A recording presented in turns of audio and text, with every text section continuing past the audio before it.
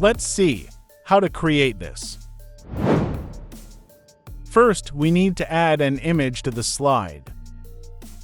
It's better if your image quality is higher than Full HD. Now, resize the image to fit the slide and crop the extra areas.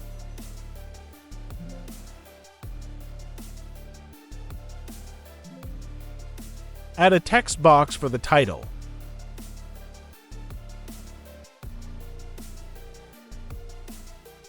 Add a square shape to highlight the title. Now center the image inside the square. Next, duplicate the current slide. Zoom into the area you want to show.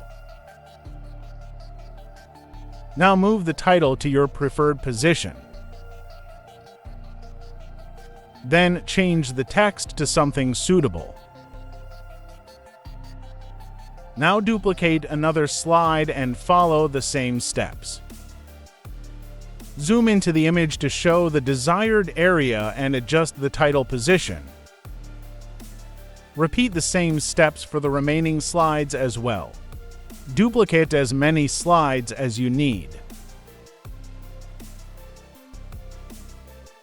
Finally, select all the slides and apply the morph transition.